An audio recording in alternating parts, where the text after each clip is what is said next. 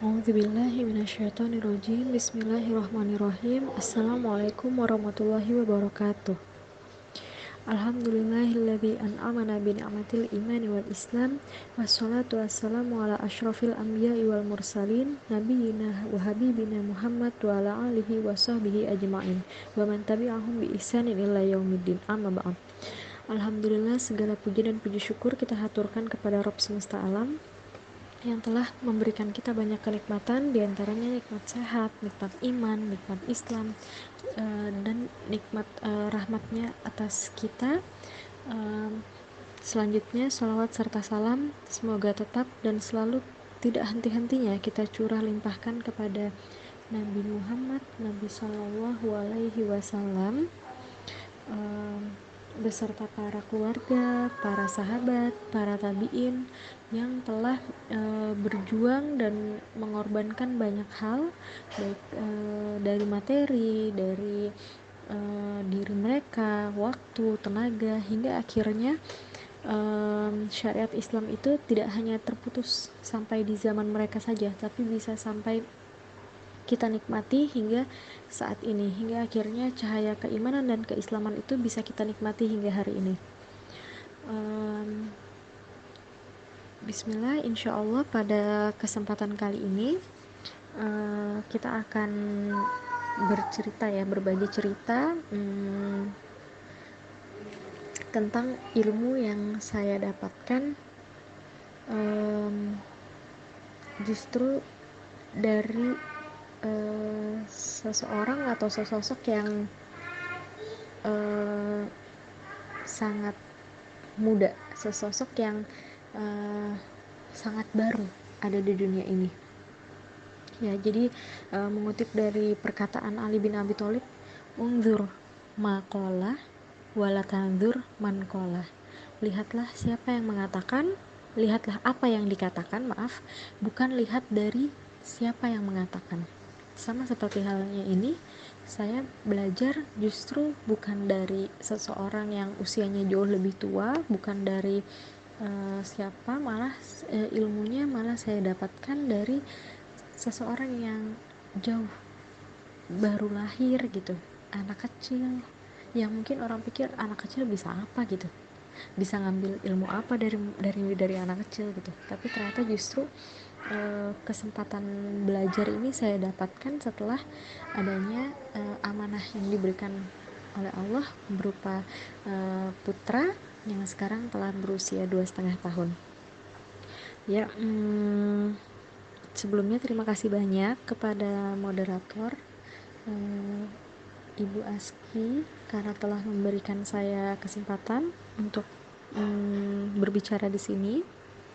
Selanjutnya terima kasih juga kepada partner saya kali ini, yaitu Ibu Tizam, yang sudah mengajak saya untuk akhirnya berani untuk oke, kita bagi cerita di sini gitu. Dan juga terima kasih banyak atas tim penggagas Kulwap yang ada di belakang-belakang ini, yang telah mempercayakan saya untuk diberi kesempatan yang sangat berharga ini. Bismillah, insya Allah kita akan bareng-bareng membahas tentang peran orang tua sebagai awal peradaban. Ya, kenapa harus punya anak ya? Pertanyaan itu harus kita pikirkan dan kita tentukan jawabannya, karena akan sangat berguna dan menjadi pengingat gitu untuk di masa kedepannya gitu. Ya, hadis dari yang diriwayatkan oleh Imam Muslim menyebutkan, "Idza mata ibnu Adam inqata'a amaluhu illa min thalath, shadaqatin jariyatin aw ilmun yantafi' bihi aw walad sholih yad'u lahu." Yang artinya adalah jika wafat anak cucu Adam, terputus semua amalnya kecuali 3 hal, yaitu sedekah jariyah, ilmu yang bermanfaat, dan anak solih yang berdoa untuknya. hadis ini bisa kita jadi landasan niat kita gitu dalam keinginan kita dalam memiliki keturunan gitu. Tidak hanya, jadi tujuannya tidak hanya untuk menjaga garis keturunan atau agar melengkapi kehidupan rumah tangga kita, atau misalnya untuk supaya orang tua kita bisa menimbang cucu, atau misalnya untuk membungkam pertanyaan orang-orang yang baru nikah selalu ditanya kapan nih punya anak, kapan bertiga gitu. Tidak hanya untuk menjawab pertanyaan-pertanyaan itu, dan tidak hanya juga karena misalnya ngelihat tetangga atau ngelihat teman, tetangga aku udah punya anak gitu, atau nggak misalnya ngelihat teman, lah ini kan yang nikahnya kemarin beda hari sama aku, dia udah punya anak gitu. Nggak cuman alasan-alasan itu aja yang membuat kita akhirnya memutuskan untuk punya anak.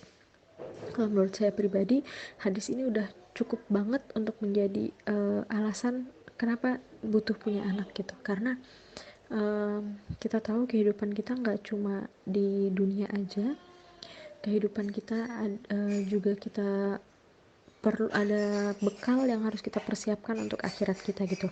Dan hadis ini menunjukkan ya kita tuh sangat nggak ada apa-apanya gitu, nggak ada yang bisa kita sombongkan dari diri kita.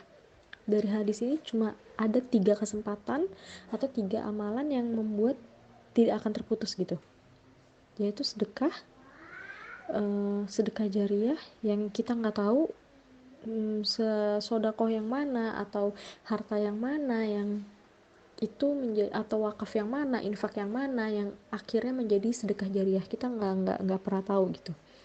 Kita nggak tahu yang mana yang jadi jariah, kita nggak tahu mana yang diterima, kita nggak tahu mana yang dicatat sebagai amal kebaikan, kita nggak tahu mana yang dicatat untuk mendapatkan agar disebut orang aja gitu. Kita nggak tahu mana yang ya justru nauzubillah yang malah bukannya tujuan sedekah itu tercapai gitu, melainkan hanya tercapai hal-hal lain gitu yang kita inginkan. Nauzubillah. Selanjutnya apa? Ilmu yang bermanfaat. Kita juga nggak tahu ilmu yang mana yang bermanfaat. Kita mungkin bukan guru, kita mungkin bukan ulama besar yang ilmunya atau perkataannya itu masih tergaung hingga bertahun-tahun setelah orangnya tidak ada gitu. Mungkin kita nggak punya kesempatan itu. Dan ada satu kesempatan lagi, yaitu anak soleh yang mendoakannya. Nah, kita usahakan maksimalkan gitu dari 3 kesempatan ini, dari 3 amalan ini, kita coba semuanya kita laksanakan, karena kita nggak tahu dari 3 ini yang mana yang akan berhasil dan mana yang akan menjadi amalan yang nggak putus gitu bagi kita, yang akan menerangi kubur kita. Jadi tujuannya adalah ya agar kita niatkan kelak anak yang kita tarbiyah ini, anak yang kita didik ini akan menjadi penegak syariat gitu, dan sebagai investasi akhirat kita. Sehingga memiliki anak yang tentunya solih itu sangat penting, tidak hanya untuk penyejuk kehidupan dunia kita, tapi juga sebagai amalan yang kita inginkan dia tidak akan putus gitu, hingga walaupun kita telah tidak ada gitu. Nah, setelah kita tahu alasan kita, maka otomatis kita harus setelah kita tahu alasan kita, wah ternyata alasan menjadi orang tua lumayan ya, dan ternyata tugas menjadi orang tua juga tidak gampang gitu. Nah, karena kita tahu hal itu, maka banyak hal-hal yang harus kita persiapkan. Di antaranya adalah menyiapkan rohani atau ruhiyah kita, menyiapkan mental, fisik, komitmen dengan pasangan, dan finansial, dan menyiapkan wawasan-wawasan pendukung dalam menjadi ibu atau orang tua ini. Nah, persiapan ruhiyah gitu. Kenapa kita harus mempersiapkan ini? Ya, karena seperti tujuan asal kita tadi, kita ingin membentuk anak yang solih gitu, anak yang menjadi penegak syariat gitu. Bagaimana hal itu bisa tercapai kalau ruhiyah kitanya pun belum ruhiyah kitanya pun masih sangat jauh gitu, otomatis itu harus kita persiapkan juga, karena anak nanti akan mencontoh, anak akan belajar bukan dari yang kita sampaikan tapi yang dari yang dia lihat dan pengalaman yang dia rasakan gitu selama sehari-hari bersama kita. Selanjutnya persiapan fisik. Kenapa harus ada persiapan fisik? Ya karena saat kita diberikan amanah, nanti rumah pertama yang akan ditempati anak kita itu adalah rahim. Nah, kalau fisik kita kurang sehat gitu, atau enggak misalnya gaya hidup kita tidak baik, nanti khawatirnya hal-hal tersebut akan mempengaruhi ke proses mengandung, menyusui, melahirkan dan lain-lain. Mungkin ini udah lumayan banyak dijabarkan ya oleh teman-teman kita, teman-teman dokter kita kemarin, oleh Alifah dan Ummu Hani. Jadi persiapan-persiapan itu juga harus kita siapkan dari jauh-jauh hari gitu. Selanjutnya adalah persiapan mental. Kenapa harus menyiapkan mental? Ya, karena pasti namanya menjadi ibu ini adalah sesuatu yang benar-benar baru ya. Sebelumnya nggak ada kita yang udah pernah jadi ibu di mana gitu kan, nggak. Ini benar-benar adalah sesuatu hal yang baru gitu. Atau pasti di dalam hal yang baru ini banyak kendala atau mungkin akan ada kesulitan yang kita temuin, atau misalnya nanti akan ada sesuatu yang tidak pernah kita bayangkan gitu sebelumnya. Kalau di zaman sekarang orang banyak mengenalnya misalnya dengan sebutan baby blues atau apa-apa gitu. Nah, itu yang harus kita persiapkan. Kenapa kita menyiapkan mental? Gunanya adalah menghindari hal-hal itu. Dan untuk menjadi penguat juga. Jadi saat nanti ada misalnya di depannya kita ternyata menemui kesulitan apa, ya akan bisa menyikapinya dengan lebih waras gitu. Kenapa menurut saya ini penting? Ya karena menjadi ibu benar-benar butuh persiapan dan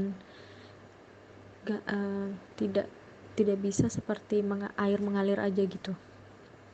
Selanjutnya adalah komitmen dengan pasangan. Kenapa harus ada komitmen dengan pasangan? Mungkin di sini saat kita hamil kita harus coba gitu untuk menjelaskan kepada pasangan, misalnya yang sebelumnya kita itu 100% buat dia gitu ya. Kapan aja ada keperluan, kapan aja membutuhkan, kita ada gitu. Nah tapi mungkin harus diajak bicara baik-baik ya saat nanti baru punya anak, mungkin di bulan-bulan awal pertama memiliki anak ya mungkin kita akan sangat berfokus gitu pada anak, dan mungkin karena masih belajar, maksudnya menyeimbangkan peran sebagai ibu, sebagai istri, ya mungkin nanti akan ada waktu kita atau misalnya perhatian kita atau misalnya kewajiban kita yang jadinya terpaksa harus bergeser gitu dari tempatnya. Nah, untuk menghindari konflik juga ada baiknya dari masa masih mengandung itu kita udah mulai bicarain sama suami. Terus kita bicarakan juga tentang kebiasaan-kebiasaan rumah tangga gitu, seperti misalnya standar kebersihan atau enggak misalnya standar rumahnya harus kayak gimana gitu. Nah itu bisa dibicarakan, misal sebelum punya anak standar rumah tangganya adalah pakaian yang mau masuk ke dalam lemari itu harus yang udah disetrika rapi gitu. Dan setelah punya anak misalnya kita kesulitan gitu melakukan hal tersebut, misalnya nggak ada hodimah atau misalnya nggak laundry gitu. Nah bicarakan baik-baik dengan pasangan terkait hal ini supaya nggak kaget, jadi dua-duanya nggak kaget, istri nggak ekspektasi, suami mengerti dan suami nggak ekspektasi hal-hal standar yang udah ditentukan keluarga itu akan tetap stay gitu pada tempatnya gitu. Nah yang kayak gitu bisa memicu konflik kalau nggak dibicarakan sama pasangan gitu, dan takutnya akan menjadi konflik yang tambah besar ketika ditabrakkan dengan kondisi diri kita yang capek, kurang tidur, atau masih ada bekas-bekas pemulihan pasca lahiran gitu. Nah, hal-hal itu yang dibicarakan ya gunanya adalah dan otomatis mencari dukungan juga, karena penting banget dukungan dari pasangan kita ya, karena pasangan kita yang bakal selalu ada kan di bersama kita gitu. Jadi emang penting banget dukungannya. Jadi kita butuh kerjasama, toleransi, dukungan dan bantuan dan lain-lain dari pasangan gitu. Selanjutnya adalah persiapan finansial. Oke, kita semua sepakat kalau misalnya anak itu ada rizkinya. Setiap anak pasti membawa rizkinya gitu. Kita sepakat. Tapi ada hal-hal yang kita perlu persiapkan gitu. Karena Allah juga berfirman, Allah tidak akan merubah suatu kaum kalau kaum itu nggak merubahnya sendiri kan. Jadi otomatis finansial itu materinya nggak akan tercukupi, nggak akan tersiapkan kalau nggak kita siapkan. Kita harus dari hamil kita harus udah tahu, dari sebelum hamil kita berarti udah harus mengalokasikan dana untuk cek kandungan, untuk beli vitamin atau obat untuk menunjang kehamilan, atau misalnya suplemen-suplemen herbal yang kita butuhkan selama kehamilan. Itu harus kita persiapkan agar tujuannya adalah cash flow-nya itu nggak terganggu gitu, agar keuangan kita nggak kolaps lah gitu. Nah, selanjutnya kita dari awal-awal kehamilan udah harus cek berapa ya biaya lahiran, misalnya di tempat mana yang kita pingin, misal sama bidan atau di rumah sakit. Dan kalau dari pengalaman saya dulu adalah menyiapkan kelahiran itu dengan kemungkinan terburuk. Maksudnya adalah jadi nyiapin dananya itu sesuai besaran yang diperlukan kalau operasi.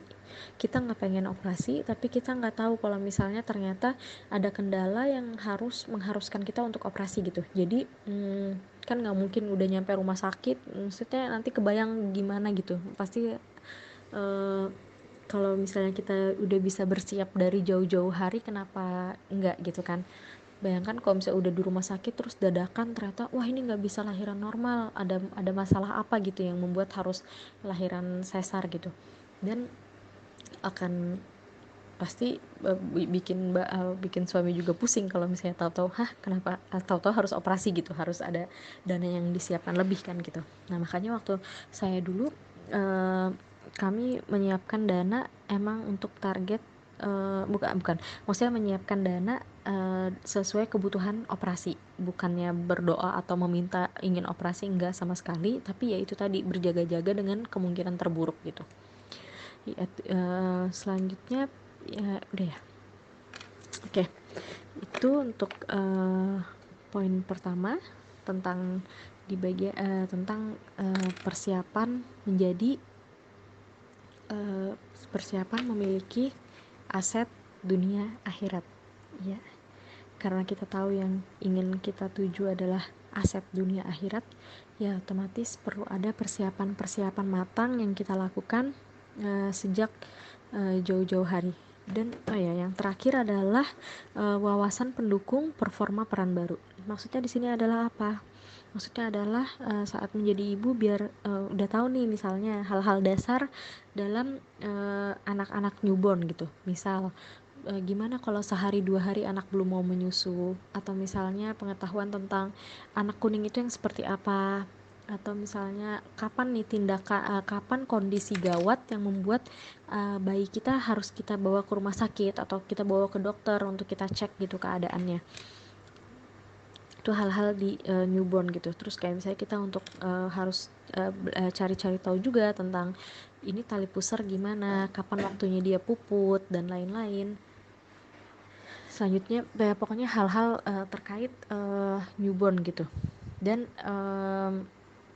mungkin kalau untuk yang tinggalnya rantau, penting banget membekali dirinya dengan pengetahuan ini. Ya tujuannya adalah supaya nggak panik gitu saat tahu-tahu mendapati hal-hal yang baru dari anaknya itu. Dan mungkin kalau yang dibantu, maksudnya kalau yang didampingi sama orang tuanya, Ya mungkin jadinya bisa memilah dan memilih informasi atau misalnya saran apa yang harus kita lakukan, yang harus kita terapkan ke anak kita dan enggak gitu. Terus misal anak demam, berapa derajat sih maksimalnya anak itu demam, atau enggak misalnya saat anak demam apa sih yang harus kita lakuin gitu, saat anak kolik itu gimana, saat anak sembelit itu gimana, saat anak muntah itu gimana, dan lain-lain. Jadi hal-hal yang di tahun pertama itu kayaknya akan kita temui gitu. Itu baik kita udah persiapkan diri dulu sebelumnya, baik dengan kita baca buku atau enggak misalnya kita konsultasi ke dokter. Kalau saya pribadi itu paling seneng ke dokter padahal anak gak sakit, jadi emang pengen ngobrol aja sama dokternya, pengen nanya-nanya aja sama dokternya. Karena kalau baca Google itu biasanya efek yang saya dapetin adalah panik gitu, karena carinya apa malah infonya sangat sangat besar dan luas kan, jadinya malah kalau di saya efeknya malah jadinya panik gitu. Dan bisa juga misalnya kita sharing sama temen atau enggak misalnya ya sama orang tua kita atau siapa gitu. Kalau saya sangat senang pergi ke dokter itu bukan buat berobat, jadi emang nggak bawa anak, jadi bukan saat sakitnya gitu dibawa, emang buat nanya sama dokter ini gimana gitu gitu. Oke, slide selanjutnya adalah tentang 2 tahun pertama kita maksimalkan haknya. Nah, salah satu hak-hak yang ingin kita maksimalkan di 2 tahun pertama ini adalah ASI. Karena Islam udah di Quran dijelaskan tentang ASI itu selama 2 tahun, disapi setelah 2 tahun. Terus kita maksimalkan ASInya juga dari asupan yang kita makan agar ASI kita baik gitu. Karena ASI itu juga dari sisi medis sangat banyak manfaatnya kan, pasti teman-teman juga udah pada tahu. Nah, selanjutnya yang kita siapkan, yang kita optimalkan selain tadi asupan yang kita konsumsi, yang kita makan, ada juga batin. Karena pasti di dalam menyusui itu banyak banget up and down-nya gitu. Nah, di sinilah persiapan batin itu kita butuh gitu. Untuk apa? Untuk saat nantinya ketika ada masalah yang kita, maksudnya saat ada kendala yang kita hadapi saat lagi ASI, kitanya bisa lebih sabar dan lebih bisa menghadapinya dengan tenang gitu, karena ada persiapan batin misalnya yang kita udah siapkan sebelumnya. Misal saat nanti ada kendala-kendala dalam ASI gitu, kita bisa tetap berusaha untuk tetap ASI gitu, nggak langsung udahlah aku susu formula aja lah, aku udah nggak kuat nih gitu.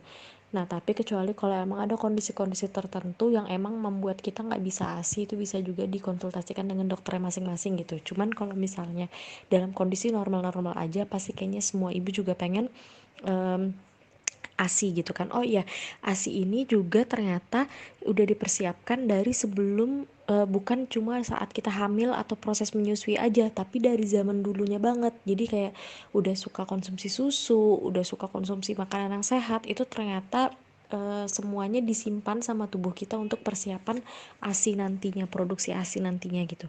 Selanjutnya adalah kalau misal apalagi nih hak-hak yang bisa kita sempurnakan dalam usia dia yang di tahap 2 tahun ini gitu.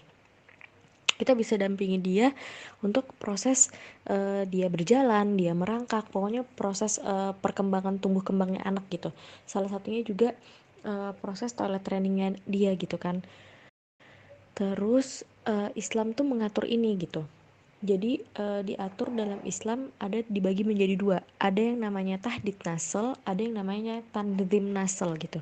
Nah, yang diperbolehkan dalam Islam adalah kalau kita mengatur jarak cuma untuk agar menyembuhkan pemulihan pasca melahirkan, atau enggak misalnya untuk memberi jarak antara anak yang satu dengan anak selanjutnya, atau intinya digunakan untuk seperti itu gitu. Bukan tapi yang dilarang oleh Islam adalah saat kita memilih untuk KB ini karena kita takut nggak bisa kasih makan anak gitu, atau enggak misalnya karena kita takut nggak cukup rizkinya gitu kalau untuk tambah anak lagi gitu. Nah yang seperti ini yang nggak diperbolehkan oleh Islam gitu.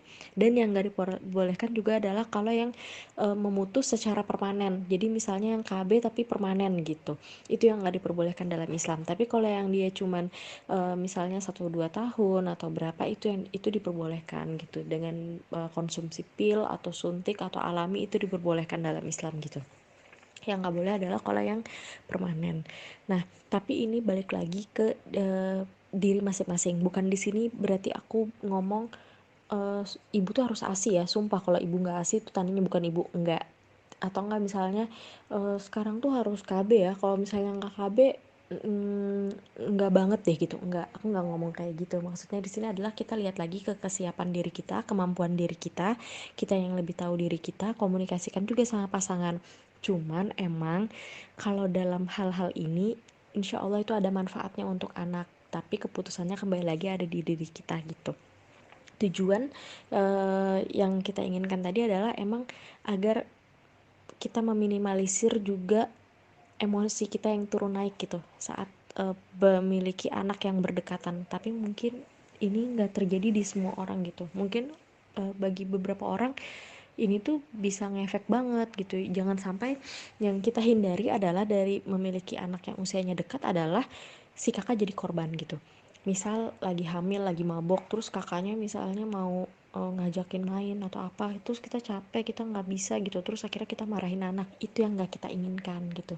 Atau nggak misalnya anak lagi toilet training, lagi ngompol nih, bentar-bentar ngompol harus ganti celana gitu, sedangkan di situ lagi punya bayi gitu, bayi yang masih ASI, yang masih repot lah gitu. Akhirnya kita marahin anak, kenapa sih kakak ngompol mulu gitu, kan udah dibilang berkali-kali bilang kalau mau ke toilet. Nah ini yang gak kita inginkan, karena sebenarnya ya anaknya juga masih belajar untuk toilet training, anak punya hak untuk dibimbing sama kitanya. Jangan sampai karena kan itu pilihan kita ya, tadi mau punya anak atau enggak itu pilihan kita. Anak itu nggak bisa milih dia mau jadi kakak atau enggak, itu terjadi gitu aja gitu, dia juga nggak tahu tiba-tiba lah gue udah jadi kakak aja kata si anak. Nah jangan sampai pilihan kita tapi yang kena imbasnya itu adalah orang lain gitu. Jadi usahakan kita bisa bertanggung jawab atas pilihan kita. Kalau emang pilihan kita mau punya anak lagi ya harus tanggung jawab, harus bisa mendampingi keduanya dengan baik gitu. Selanjutnya adalah dari ibu mereka belajar ya, dari kita gitu, dan kita mereka akan belajar banyak hal gitu. Ada syair Arab yang berbunyi, madrasatul ula li banatiha, ibu adalah sekolah utama bagi anaknya. Bila engkau mempersiapkannya, engkau telah menyiapkan generasi terbaik gitu. Wah ternyata kita punya peran lain, tidak hanya menjadi orang tua yang membesarkan, melahirkan, menyusui. Ternyata kita punya peran lain, yaitu sebagai madrasah ula bagi anak kita. Oke, apa sih yang dipelajari anak dari kita? Mereka belajar dari kita adalah tauhid, Quran, lifestyle, bahasa, emosi, cinta, agama, dan syariat. Tauhid, anak baru umur 1-2 tahun nggak mungkin kita sekolahin gitu, maksudnya mau kita suruh belajar, kamu belajar ya nak ya ngaji kitab gitu, nggak mungkin. Anak 1-2 tahun belajar dari bagaimana mungkin mereka punya kemampuan itu gitu kan. Nah tapi bukan berarti mereka tidak mampu mengenal siapa Tuhannya, bukan berarti mereka tidak mampu mengetahui rukun iman, rukun Islam, dan hal-hal yang berkaitan dengan agamanya gitu. Bukan berarti mereka tidak mampu mengetahui dan mengenal lebih jauh siapa Tuhannya, siapa yang menciptakan mereka. Kita bisa mengajarkan hal itu pada anak dalam banyak waktu yang kita miliki bersama dia. Misal dalam proses menyusui kita sambil bercerita, atau enggak misalnya dalam proses menuju tidur kita bercerita ya, dalam hal-hal apapun, dalam hal sehari-hari. Misal saat ingin menyuapi kita sampaikan ke anak kita, ini rizkinya dari Allah nak, atau apa, hal-hal yang seperti itu gitu kita kenalkan mereka. Dan kita ibu itu memiliki waktu yang banyak banget gitu kan dengan anak. Dan kalau misalnya kita bingung harus ngomong apa ya sama anak gitu, nah ini bisa dijadikan salah satu pilihan. Ya udah, bercerita aja, bercerita tentang tauhid, menyampaikan tentang Quran dan lain-lain gitu. Selanjutnya adalah Quran. Dengan siapa anak belajar Al-Quran gitu? Nggak mungkin ya anak setahun, 2 tahun, 3 tahun kita masukkan ke pondok tahfiz yang jauh, misalnya di Kudus, di mana gitu, itu kan nggak memungkinkan gitu. Tapi kok banyak anak-anak masih kecil, baru umur 4-5 tahun, 3 tahun, tapi udah banyak hafalannya gitu. Dari mana mereka belajar? Ya otomatis dari ibunya, dari kita. Kapan waktunya? Ya di banyak waktu bersama mereka gitu, bermain di banyak waktu yang kita habiskan bersama mereka gitu. Bisa di saat menyusui, saat menjelang tidur.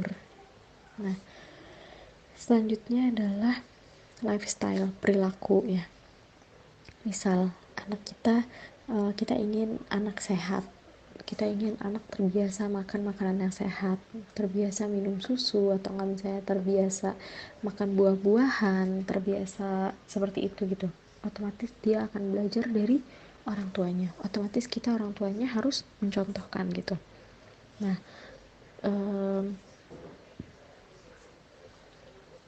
selanjutnya adalah perilaku. Bagaimana kita menyikapi sesuatu, bagaimana kita bertindak sehari-hari, itu semua akan diserap oleh anak kita, dilihat oleh anak kita. Nah, otomatis kalau kita ingin anak memiliki perilaku yang baik, memiliki akhlak yang baik, ya sudah pasti kita orang tuanya harus belajar dan terus memantaskan diri agar pantas gitu memiliki anak yang baik gitu, anak yang berbudi luhur gitu ya. Selanjutnya adalah bahasa, berkata, berbicara, itu anak akan belajar dari kita. Jadi anak belajar marah-marah, atau nggak misalnya anak belajar anak bisa meminta sesuatu dengan berteriak, atau enggak misalnya anak menangis karena keinginannya tidak dituruti, itu bisa jadi mereka meniru dan mencontoh itu dari kita.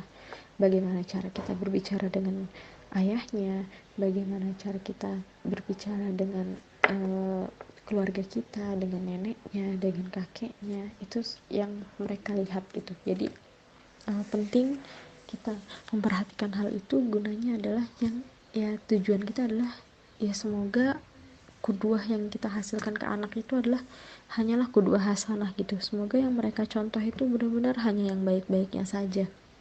Karena anak-anak ini sangat menyerap banget apa yang mereka lihat. Contoh, anak saat melihat kita menumpahkan air, kita ngambil tisu gitu. Suatu saat mereka menumpahkan air, mereka akan ambil tisu, mereka akan melakukannya gitu. Atau nggak, misalnya anak suka ikut kita ke dapur ngeliat gimana ya cara pakai spatula, suatu hari dia ikut gitu, dia spatula, dia tahu spatula bukan dipukul-pukul gitu, bukan diapa-apain, spatula dia naikkan ke atas kompor, ngikutin gaya kita. Mereka ternyata menyerap gitu hal-hal yang nggak pernah kita ajarkan, mereka cuma ngeliat doang gitu. Atau enggak, misalnya mereka ngelihat saat mereka mau ke hamam, saat mereka mau buang air, kita ambil potinya gitu, kita taruhkan di toilet. Saat mereka nggak lama, mereka akan melakukannya sendiri gitu, akan mau mengambil poti itu sendiri, menaruhnya di toilet, karena mereka menyerap gitu. Dari situ saya yakin kalau anak-anak ini menyerap semua yang mereka lihat. Jadi kita usahakan mereka melihat hanya yang baik-baiknya aja gitu. Selanjutnya adalah emosi. Belajar emosi dari kita tentang bagaimana respon kita terhadap sesuatu saat kita ditimpa musibah, saat kita ditimpa kesulitan, saat kita ada masalah. Anak akan belajar itu semua dari kita, dan itu adalah PR kita. Atau nggak, misal saat kita melihat anak kita nangis gitu, terus respon kita adalah marahin, atau nggak, misalnya respon kita adalah nauzubillah sampai memukul mereka gitu ya. Ya jangan salahkan anak saat mereka nantinya begitu, karena mereka mendapatkan itu dari kita juga. Selanjutnya adalah cinta. Mereka belajar cinta dari kita. Apa maksudnya? Mereka belajar mengerti rasanya dicintai oleh orang tuanya, mengerti rasa, oh gini ya rasa diterima sama orang tua aku gitu. Anak-anak itu paham kalau mereka tuh diinginkan atau enggak gitu. Anak-anak mengerti itu semua. Mereka melihat bagaimana interaksi kita dengan suami, bagaimana bahkan ada penelitian yang mengatakan kalau misalnya anak itu butuh gitu melihat romantisme antara ayah dan ibunya dalam batas-batas wajar dan tertentu ya. Jadi anak ternyata butuh itu gitu. Anak butuh melihat sosok orang tua yang saling mencintai. Anak ternyata butuh melihat sosok yang hangat gitu di rumahnya gitu, untuk melengkapi proses tumbuh kembang mereka. Jadi kalau bisa misalnya kita usahakan kalau ingin ada yang dibicarakan mendalam dengan suami, atau enggak misalnya ada sesuatu yang harus dibahas dengan suami, ya kita usahakan hal-hal itu tidak kita lakukan di depan anak gitu. Apalagi kalau misalnya butuh sampai ada argumen atau apa gitu ya. Ini juga masih menjadi PR buat saya pribadi gitu ya, karena emang kalau di sini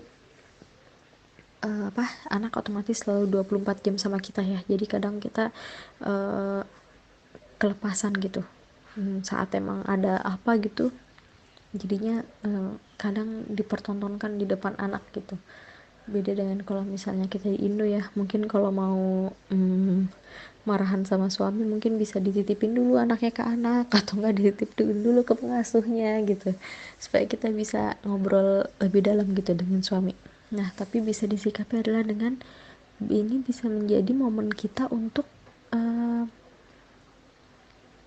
manajemen emosi kita. Akhirnya karena saya punya anak yang makin lama makin besar, jadi ngebuat saya lebih hati-hati lagi saat lagi sebel sama suami, atau enggak misalnya pengen ngomel gitu sama suami, karena ada anak yang makin besar dan makin paham. Itu jadi ternyata dampak baiknya adalah ya menjadi saya menjadi manajemen saya juga dalam emosi. Masya Allah. Ya, selanjutnya adalah manajemen emosi terhadap anak. Pertama, kita harus kenali dulu, kita harus cari tahu dulu apa sih biasanya hal-hal yang bisa ngebuat emosi kita tuh gampang terpancing gitu. Biasanya karena anak melakukan melakukan sesuatu yang sepele gitu, misal kayak numpahin air, atau enggak misalnya ngelepahin makanan, atau enggak misalnya pokoknya melakukan hal-hal misalnya ngeberantakin lemari, pokoknya hal-hal sepele lah gitu yang dia lakukan gitu. Nah yang kita respon dengan marah gitu. Nah sebenarnya di sini ada 5 respon kita terhadap kehidupan. Yang pertama adalah respon biasa. Respon biasa atau respon basic ini adalah misalnya kaget dan sedih. Misal anak ngeberantakin lemari yang tadinya udah kita beresin kan. Respon biasanya ada ya Allah gitu, bajunya diberantakin ya sama anak gitu, atau enggak sedih ya kan tadi baru aja diberesin tapi udah diberantakin lagi sama anak. Itu level yang pertama, level basic, yaitu respon biasa. Level selanjutnya adalah bersabar. Jadi setelah kita ngelihat tadi terus kita berespon, pertama kita kaget atau kita sedih, selanjutnya apa yang kita ambil, selanjutnya apa yang kita pilih nih, marahin anak atau bersabar. Ternyata level yang seharusnya kita lakukan adalah level bersabar gitu. Jadi ya udah gitu, sabar aja gitu. Selanjutnya level ketiga adalah level yang diharapkan. Level yang diharapkan ini apa? Ada sesuatu yang meningkat atau sesuatu yang bisa kita petik dari situ. Kalau misalnya kita sabar tadi dan kita tambah nih dengan pikiran-pikiran positif gitu. Misal wah masya Allah ya anak aku udah bisa merambat nih, udah bisa ngebuka lemari nih, udah bisa ngambil barang yang sedikit lebih tinggi nih. Kita bisa merespon yang berantakan tadi, yang mess tadi itu bisa kita respon dengan hikmah gitu. Jadi ada sesuatu yang bisa kita syukuri gitu dari sesuatu yang mungkin dilihat orang itu adalah masalah, tapi kalau level yang diharapkan adalah dari situ kita bisa memetik sesuatu yang mungkin gak bisa dilihat sama orang lain. Kita bisa mendapat sesuatu yang bisa kita syukuri terkait misalnya perkembangan anak yang tadi saya sebutkan. Selanjutnya adalah level yang gak diduga. Jadi misalnya level yang gak diduga apa? Yang tadinya misalnya ngelipetnya nggak rapi nih gitu, wah tapi ternyata karena anaknya suka sering jatuh-jatuhin pakaian, kita ada mendapatkan sesuatu level yang nggak diduga. Misal yang tadi awalnya ngelipetnya nggak rapi, wah jadi rapi, jadi sama ukurannya gitu, karena punya kesempatan lebih untuk ngelipet baju lagi gitu. Atau nggak misalnya kita jadi dapat suatu ide gitu, oh kayaknya ini lemari aku kunci aja deh gitu, atau enggak apa, itu adalah level yang tidak diduga. Jadi dengan adanya masalah tadi, yang kita dapatkan adalah solusi, yang kita dapatkan adalah suatu ide baru gitu, yang kita dapatkan adalah sesuatu yang sebelumnya tuh nggak bisa kita lakuin. Misalnya yang tadinya nggak bisa ngelipet dengan rapi, jadi bisa lipat dengan rapi gitu. Selanjutnya level yang terakhir adalah level surprising. Nah, level surprising ini selain adanya peningkatan, tapi dia bisa mendapatkan value gitu dari hal itu.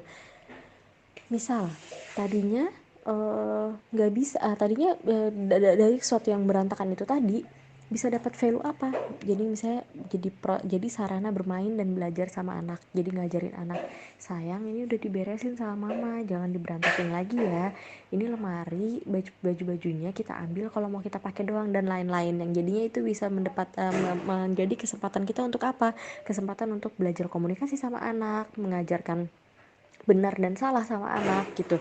Jadi ada hal lain yang bisa kita dapatkan. Jadi nggak cuma, bayangkan kalau tadi kita lewati cuma dengan marah-marah dan ngomel-ngomel aja, nggak akan ada yang berubah bu, tetap sama, bajunya tetap udah berantakan, yang ada anaknya nangis, yang ada suami kaget, lah ini kenapa istri gue marah-marah mulu gitu. Nggak ada yang berubah, nggak dengan kita marah-marah, nggak dengan kita nyubit anak tuh tiba-tiba baju-baju langsung kelipat lagi masuk ke lemari, sama sekali enggak. Tetap akan seperti itu kondisinya. Bahkan dengan kita marah-marah itu akan memperburuk, emosi terbuang, baju juga nggak rapi. Tapi beda kalau kita sikapi dengan hal lain gitu, kita bisa ya udah dikerjain aja lagi, dilipat aja lagi dengan lebih rileks, dengan lebih tenang gitu, dan nggak ada menyakiti ke anak. Nah, tadi level yang paling bawah kita ingat ya, level paling bawah adalah kaget dan sedih doang, nggak ada mukul, nggak ada marah. Jadi kalau kita sampai ngelakuin itu, nyubit anak, marahin anak, teriakin anak, itu berarti kita udah masuk di namanya level kriminal, yaitu level di bawah level 1. Nauzubillah, jangan sampai kita mengkriminal anak kita sendiri gitu. Ya Allah, anak kecil itu jangan sampai gitu menjadi korbannya.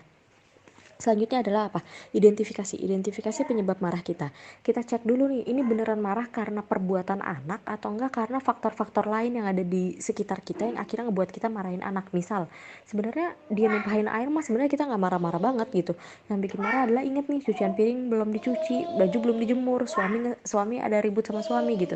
Jangan sampai segala kekesalan kita tadi itu kita tumpahkan ke anak kita, karena ya nggak adil gitu. Kita aja nggak mau kan, misal lagi di jalan ada orang jatuh dari motor terus kita yang dimarah-marahin gitu, kita aja nggak mau, lah orang gue nggak salah gitu loh, jatuh sendiri gitu. Nah ini juga yang anak kita, yang seharusnya kita terapkan ke anak kita. Jangan dia harus bertanggung jawab atas kemarahan kita yang bukan dari dia gitu penyebabnya. Jadi selesaikan hal-hal penyebab marah kita. Misal kita marah karena rumah kita berantakan, ya udah selesaikan dengan hal itu gitu, bersih-bersih dulu gitu. Marah dengan suami, ada yang nggak selesai dengan suami, selesaikan dengan suaminya gitu. Bahas gitu, bicarakan dengan suami, jangan anak yang kena gitu, karena dia sama sekali nggak salah di sini. Nah, dan yang harus kita perhatikan adalah apa? Marah itu candu. Benar-benar marah itu candu. Sekali kita ngelakuinnya, sekali kita marah, kita akan terbiasa dan kita akan ngerasa puas di sana. Enak ya, udah marah, maksudnya emosi kita tersalurkan gitu. Besok-besok makin kita akan makin, indikator penyebab kita marah itu makin lama akan makin turun. Misal yang awal kita akan marah kalau anak kita ngelakuin ABC. karena udah terbiasa marah. Saat anak kita cuma ngelakuin A dan B, kita marah gitu. Dan makin lama lagi saat anak cuma ngelakuin kesalahan A, kita marah gitu. Nggak dengan beberapa kesalahan yang dia lakukan, hanya dengan satu kesalahan kecil kita marah. Karena benar-benar marah itu candu. Dan kenapa? Anak itu salah satu orang yang menjadi sumber yang menjadi pelampiasan target marah kita. Karena anak itu adalah satu-satunya orang yang polos, yang akan selalu memaafkan kita, yang akan selalu menerima kita, mencari kita, semarah apapun kita sama dia, seburuk apapun perlakuan kita sama dia, anak itu gak punya dendam. Makanya kenapa kita gampang banget marahin anak, karena kita gak ngerasa ntar dia bakal ngejauhin gue. Beda kalau kita sama temen atau kita sama suami, saat kita marah, kita ngomongnya gimana, ntar kita ngelihat kan, dia jadi nggak mau main sama aku lagi, atau enggak misalnya dia jadi diam sama aku. Itu hal-hal yang menahan diri kita gitu untuk kita berbuat buruk sama orang lain gitu, karena kita takut efeknya dia menjauh atau apa dari kita. Sedangkan anak enggak, mau habis dimarahin, diapain juga dia bakal nyamperin kita, bakal nyari kita. Itulah penyebab anak itu sering banget jadi target marah kita gitu. Nah, dan marah ini tuh emang dasarnya dari setan ya. Emang setan tuh seneng ngelihat orang marah gitu. Makanya sampai ada dalil kan, ada hadisnya, la taqnut walakal jannah gitu. Jangan marah maka bagimu surga gitu. Nah, di sini yang harus kita perhatikan, jangan sampai mencoba-coba untuk marah gitu, karena benar-benar itu candu, benar-benar akan terjadi lagi besok dengan penyebab-penyebab yang lebih sepele. Kasihan anak kita baru umur setahun, 2 tahun, 3 tahun, udah setiap harinya selalu dimarahin gitu ya. Ini benar-benar harus kita rubah, dan ini benar-benar bisa berubah dari diri kita.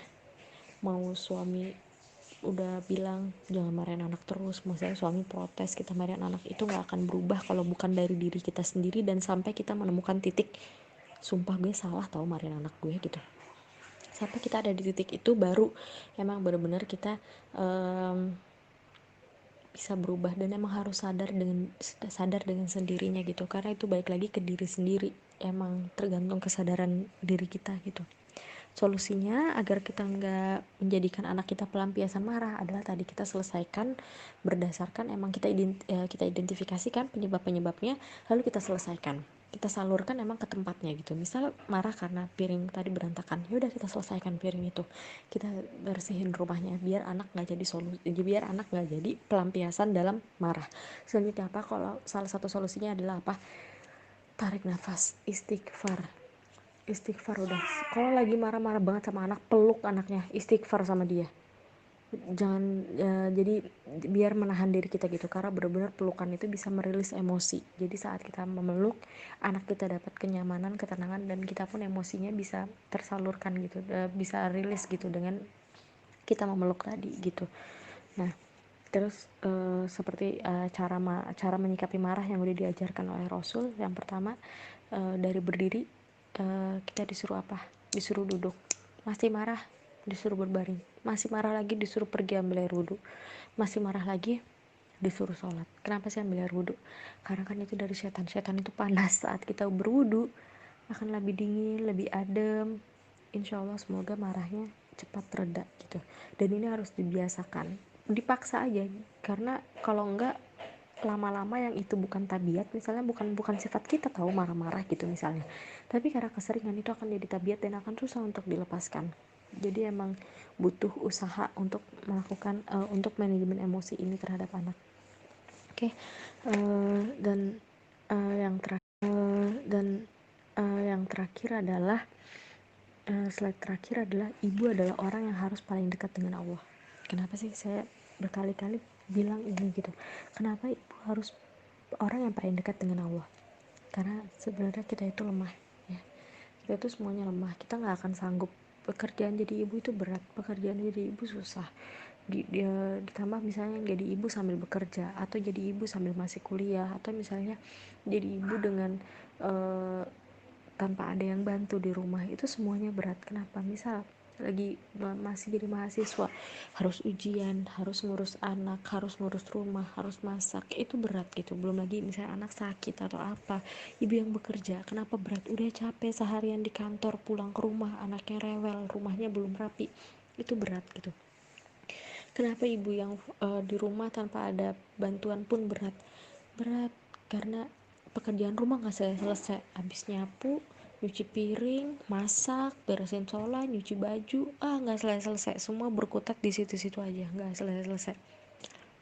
Itu yang bikin kita capek, dan akan ngerasa lemah gitu, nggak akan sanggup, semua hal itu nggak akan sanggup kita kerjakan kalau emang nggak ada bantuan dari Allah, kalau emang kita nggak minta tolong sama Allah. Benar-benar ibu sebenarnya nggak punya kemampuan apapun, itu sebenarnya emang Allah yang baik sama kita, Allah yang mampukan diri kita gitu. Nah, atas segala kesusahan dan segala hal-hal berat yang kita alami tadi, kita perlu banget dekat sama Allah. Agar apa? Agar emang menyikapinya dengan baik, dengan tenang, tanpa emosi, dan agar selalu dikuatkan jauh dari pikiran-pikiran negatif gitu. Nah, selanjutnya kita dan kalau bukan karena pertolongan Allah, kita pasti akan melewati kesulitan-kesulitan tadi dengan keluh kesah, dengan bercerita ke sana sini atas apa yang kita hadapi, yang mana itu sebenarnya nggak baik kan gitu. Atau kan misalnya kita jadi melampiaskannya, misalnya sekarang zamannya sosmed, kita tulis di IG, di story gitu, ngupload tentang kesulitan-kesulitan yang kita alami. Nah, itu yang nggak kita inginkan gitu. Dan kalau kita pun mengatasinya tapi tanpa pertolongan dari Allah, itu benar-benar cuma akan kerasa capek, karena akan terkesannya berpindah dari satu pekerjaan ke pekerjaan lain, ke pekerjaan lain tanpa selesai gitu. Tapi kalau misalnya kita minta tolong gitu kan, kita dibantu, kita minta hati kita dilapangkan, kita minta pikiran kita dibuat lebih tenang, diri kita dikuatkan, itu pasti akan beda banget hasilnya. Nah, dan segala proses, kendala, kesulitan, kembalikan semuanya pada Allah. Kenapa? Karena anak ini ciptaan Allah, kita ciptaan Allah, suami kita ciptaan Allah. Jadi saat amanah tadi gitu, amanah suami atau anak yang kita hadapi dan kita mendapatkan kesulitan sama dia, kembaliin sama Allah.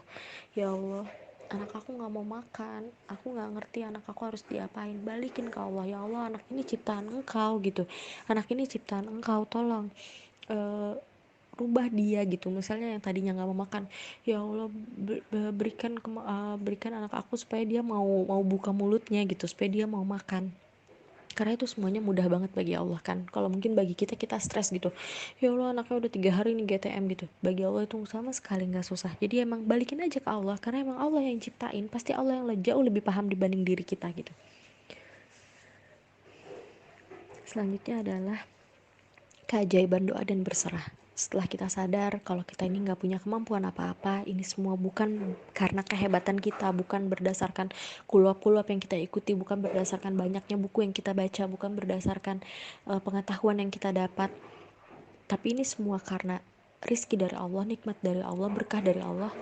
Nah, disinilah kita bisa berserah gitu, bisa sadar ya emang bukan kemampuan kita di sini gitu. Nah, disinilah ada juga keajaiban doa dan berserah. Kenapa saya bilang keajaiban doa dan berserah? Karena dengan berdoa dan berserah pasti semuanya akan jauh lebih mudah. Yang tadi misalnya pusing nih anaknya GTM, udah berhari-hari GTM, kita berserah gitu sama Allah, pasti akan lebih mudah ke depannya. Tiba-tiba jadi walaupun masih misalnya kita masih ada proses up and down, tapi menghadapinya akan lebih mudah karena udah tawakal tadi gitu. Jadi udah lebih lempeng aja gitu ngadepinnya. Ya, tentang keajaiban doa. Kita tahu kalau kita itu menjadi salah satu pintu yang bisa berdoa gitu untuk anak kita, kan salah satu pintu doa. Nah, dan kita juga tahu kalau misalnya anak itu sebenarnya butuh doa kita ya kan. Kita harus selalu mendoakan anak agar anak sehat, agar anak tumbuh jadi anak yang solih, solihah, agar anak tumbuh dengan kesempurnaan akidah gitu, agar anak tumbuh dalam nafas syariat gitu. Kita yang berdoa karena selama kita nggak tahu usia kita sampai kapan, dan jadi selama masih ada kita membersamai mereka, ya kita doakan mereka gitu untuk kebaikan hidup mereka di dunia dan di akhirat gitu. Dan karena kita nggak tahu doa yang mana yang akan didengar oleh Allah, kita nggak tahu doa mana yang terijabah gitu. Jadi emang harus nggak boleh henti-henti untuk mendoakan anak gitu, segimanapun kondisi anak kita, apapun kendala yang kita hadapi, harus banget doa itu tadi. Dan salah satu cara pengharapan kita, ya kalau bukan ke Allah, ke siapa lagi gitu. Mungkin itu saja yang bisa saya sampaikan. Kurang lebihnya mohon maaf apabila ada banyak salah kata atau salah dalam penyampaian. Kita sama-sama belajar. Dan di sini saya alhamdulillah diberi kesempatan ini, bukan berarti lebih lebih pandai dari teman-teman gitu, atau enggak misalnya lebih pro dari teman-teman gitu, itu sama sekali enggak.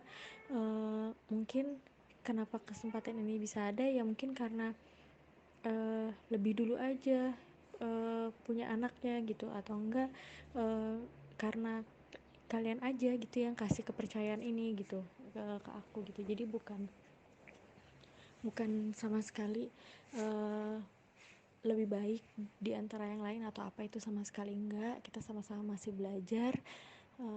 Dan nggak usah uh, down, nggak usah panik, nggak usah ngerasa gagal saat kita kok kayaknya nggak bisa ya kayak ibu yang lain gitu. Kita nggak perlu jadi ibu yang paling baik kok, kita cuma cukup jadi ibu yang terbaik, ibu dalam versi terbaik untuk anak kita masing-masing. Karena nggak ada yang oh ini ibu yang ini paling paling bagus gitu, enggak, sama sekali enggak. Kita hanya butuh jadi ibu yang paling baik untuk anak kita aja. Kurang lebihnya mohon maaf. Wabillahi taufiq wal hidayah, waridha wal inayah. Wassalamualaikum warahmatullahi wabarakatuh.